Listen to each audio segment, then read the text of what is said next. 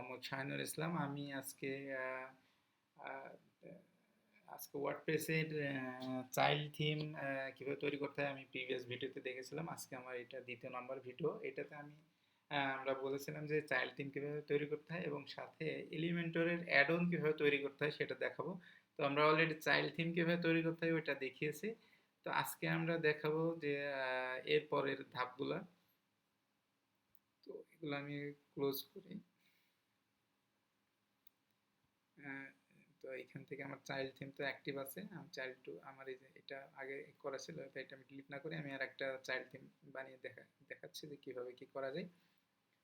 তো এইখানে আমি শর্টকাটে আরেকটা জিনিস দেখাই যে আমি কীভাবে এলিমেন্টর ইয়ে করবো। আমার আগে দেখতে হবে যে এলিমেন্টর ইনস্টল আছে কি। সেই জন্য আমাদের প্লাগইনস থেকে ইনস্টলেড প্লাগইনস মানে যেই প্লাগইনগুলো ইনস্টল করা আছে অলরেডি সেগুলো দেখব যে আমার এলিমেন্টর আছে কি। হ্যাঁ, আমার এলিমেন্টরটা ইনস্টল করা আছে এবং এই এলিমেন্টরে আমরা একটা অ্যাড-অন বানিয়ে দেখাবো। তো সেজন্য আমরা এলিমেন্টরের যে ইয়েটা আছে, অফিসিয়াল ডকুমেন্টেশন আছে, সেখানে যাব যে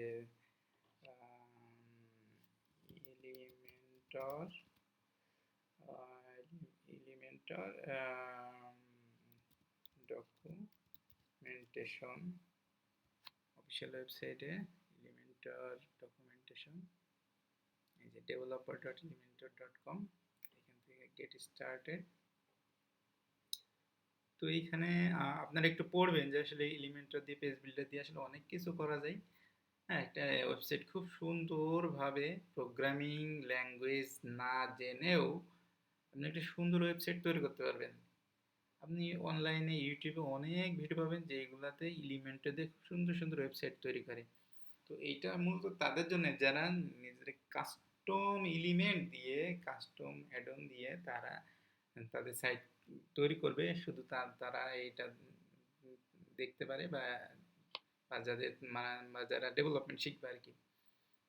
তো এলিমেন্টর আসলে একটা পেজ বিল্ডার। তো আপনারা অবশ্যই এই জিনিসগুলো পড়বেন, এই যে এইগুলো সবগুলো পড়বেন কিভাবে কি করতে হয় না করতে হয়। তো আমি এত কিছু না ইয়ে করে আমি শর্টকাটে দেখিয়ে দিই।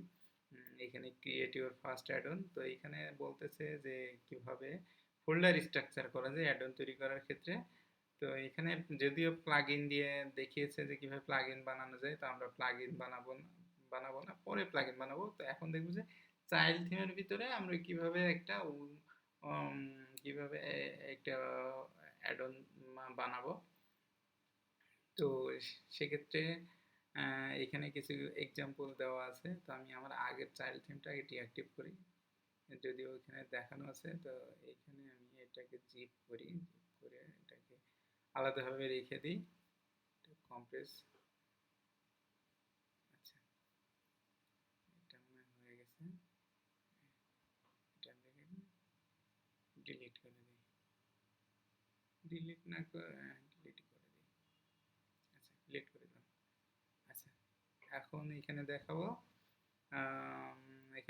এখানে কি দেখিয়েছে যে প্রথমে বলতেছে যে এরকম একটা ফোল্ডার থাকবে, তার ভিতরে উইজেটস নামে একটা ফোল্ডার থাকবে, তার ভিতরে আমাদের পিএইচপি ফাইল থাকবে আর মেনটা থাকবে এখানে। আচ্ছা, ঠিক আছে, আমরা এখান থেকে এই নামটা দিয়ে এই ফোল্ডারের স্ট্রাকচার করি।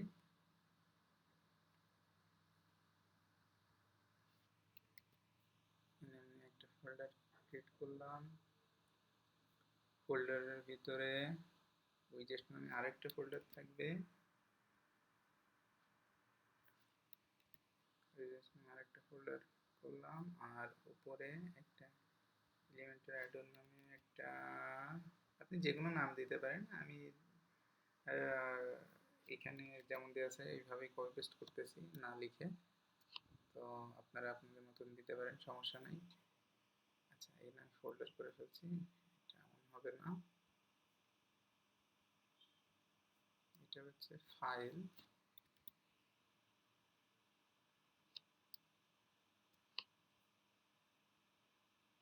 আচ্ছা, এবার উইজেটের ভিতরে আরেকটা ফাইল হবে, সেটা হচ্ছে হ্যালো ওয়ার্ল্ড বা আপনাদের মতো যে কোনো একটা নাম দিবেন।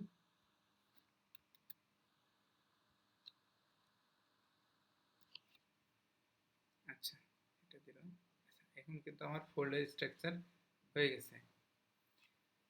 তো আমি এই ভিডিওটা বেশি লং করব না, মানে কোর্সটা বেশি লং করব না, তো আমি এই ভিডিওতে এতটুকুই দেখাচ্ছি। এটা আপনারা প্র্যাকটিস করতে থাকেন, আমি নেক্সট ভিডিওতে দেখাবো কিভাবে এটা কানেক্ট করতে হয় বা কিভাবে কোড করতে হয়। সে পর্যন্ত পরবর্তী ভিডিওতে দেখার আমন্ত্রণ রইল। আসসালামু আলাইকুম ওয়া রাহমাতুল্লাহি ওয়া বারাকাতুহু।